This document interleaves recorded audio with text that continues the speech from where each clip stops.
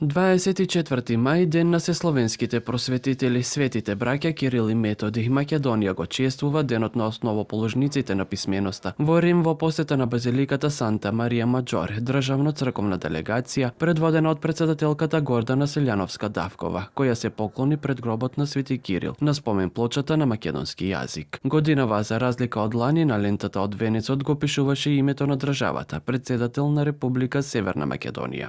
Беше прекрасно да се поклоните на некој на кој му се поклонува сиот словенски свет, на Кирил, на филозофот Константин.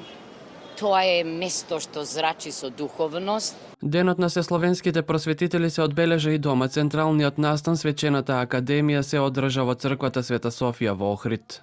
Ни го оставија најголемиот подарок – писмото, словото, гласот на нашиот идентитет. А да не заборавиме дека најголемите потоа ја опишуваа вредноста која овие браќа ни оставија.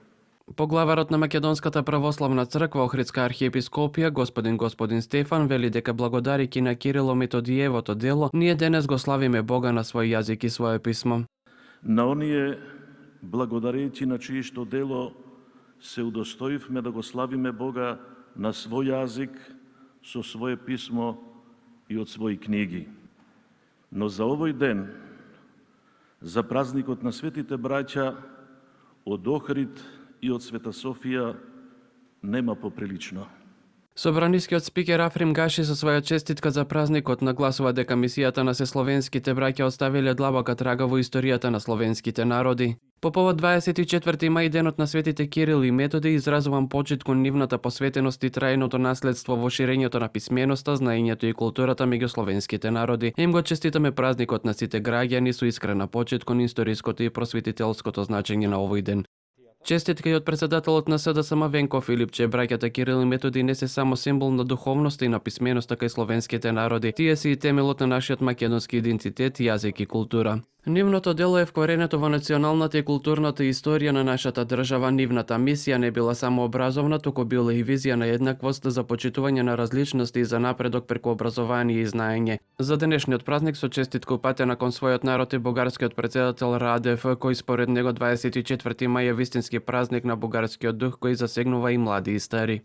24 мај е истински празник на българскиот дух, којто вълнува, както виждам, млади и стари.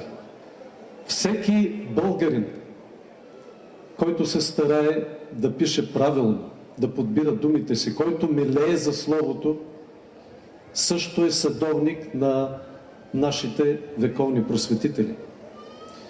Всеки родител, който бди над образованието на децата си, всеки даскал и ученик, днес сте продължители на това свято дело. Во 2018 година заедничката Македонско-бугарска комисија за историски и образовни прашања усвои препораки за заедничко одбележување на личности од средниот век, Свети Кирил и Методи, Свети Климент, Свети Наум и Цар Самуил, кои што тогашната македонска влада ги прифати една година подоцна. Во 2021 пак бугарскиот председател Радев, пред да се замине во Рим, со бугарски авион дојде во Скопје, од каде заедно со тогашниот председател Пендаровски заминаа на заедничко чествување во Италија.